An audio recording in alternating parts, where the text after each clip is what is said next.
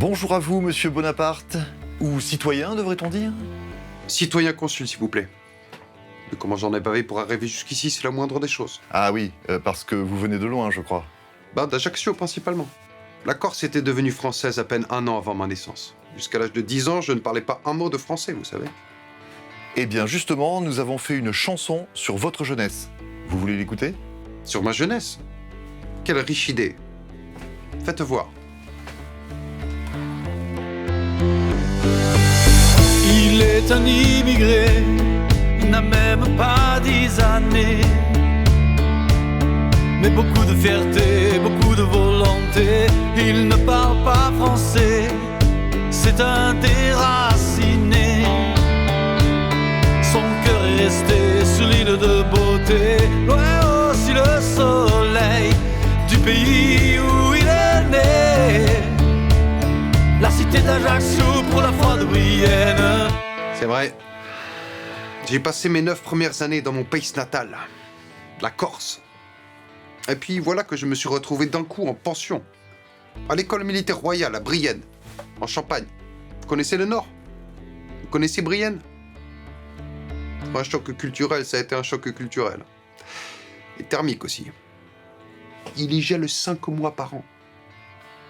La petite cellule de 2 mètres carrés dans laquelle je logeais n'avait même pas de chauffage. À Brienne, il est humilié, rabaissé, méprisé, tous ces nobles. Il va leur montrer qui il est, tous ses rêves. Alors autant le froid c'était difficile, autant c'était pas le pire. Les 120 couillons aristocrates avec qui j'étais à l'école et qui se foutaient de moi quotidiennement, c'était pas mal non plus. Moi, je n'étais pas riche. Alors ils se moquaient de mes habits, de mon accent, de mon teint, qui disait moitié jaune, moitié vert, et de mon nom aussi. Napoleone Bonaparte. Sûr que ça fait pas très français. Ils me surnommaient la Paillone. C'est terrible le harcèlement scolaire. Alors moi, je leur pétais la gueule. Il faut faire attention avec les Corses. Vous comprenez? À l'époque, devant autant d'injustice, j'étais un peu anti-français. En tout cas, j'étais un nationaliste corse.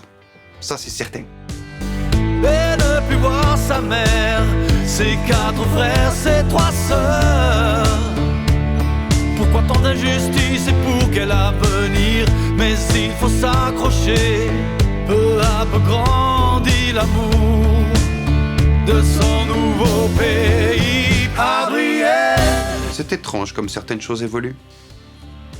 Un peu comme un royaume qui devient une république. Moi, à Brienne, je me suis jeté à fond dans les études. Je travaillais 18 heures par jour, tout le temps. Ah, comme quoi, ce qu'on dit sur les Corses... Quoi, les Corses? Non, rien. À l'époque, j'ai particulièrement lu les grands auteurs. Rousseau, Voltaire, Montesquieu, Molière, Corneille, Racine. Petit à petit, je me suis imprégné de cette culture française, celle des Lumières. J'en suis venu à me dire qu'ils n'étaient pas si cons que ça, ces Français.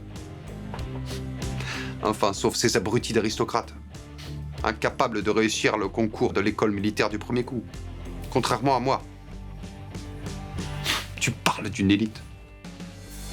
Après la Révolution, tout ça, c'est devenu à chacun selon son mérite. Et moi, des mérites, je n'en manquais pas. Lieutenant à 16 ans, général à 23. Et aujourd'hui, à 30 ans, je suis le premier consul de la France. Qu'est-ce que je vais bien pouvoir devenir après ça? En tout cas, c'est impérial comme parcours.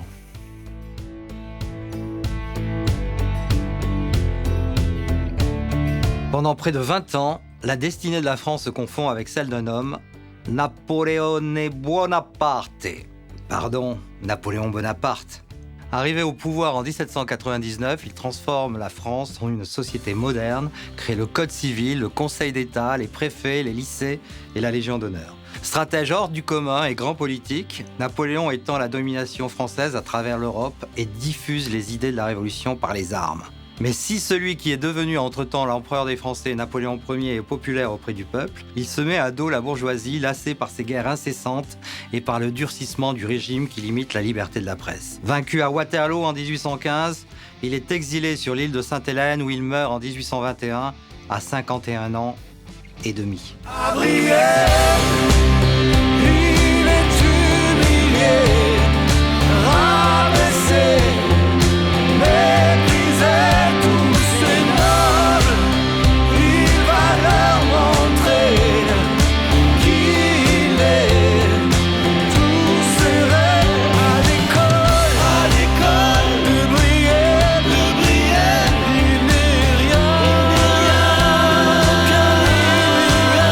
À l'école de Brienne, il n'est rien. C'est vrai que je suis devenu un gros morceau. Le top du top. Une sorte de parrain. 40 victoires militaires d'affilée. Plus qu'Hannibal, Alexandre et César réunis. Il n'y a pas de meilleur score dans toute l'histoire. Vous pouvez vérifier. Donc oui, empereur, ça a du sens. Jure que je suis bien entouré. Murat, Lannes, Davout, Ney, que des bons gars. Et puis j'ai fait venir ma famille aussi, que je n'ai pas oublié. C'est important, la famille. Mes frères et sœurs, je leur ai donné des bons jobs, des postes élevés. Mais ma grandeur, c'est à moi, et à moi seul que je la dois. Alors, en parlant de grandeur, c'est quoi cette histoire sur votre petite taille? Quelle petite taille! Je mesure 1m68, la taille moyenne en France. C'est d'ailleurs ironique, une taille moyenne pour quelqu'un d'aussi hors du commun. Non, c'est probablement une médisance de ces sales Anglais. Ah, ceux-là. Toujours aussi perfides. Eh bien, merci de nous avoir consacré un peu de votre temps. Vous savez que vous êtes le Français le plus connu au monde, donc c'était important que vous soyez là. Le Français le plus connu. Français. Qui l'eût cru? C'est extraordinaire. Un peu comme moi, quoi. Merci beaucoup.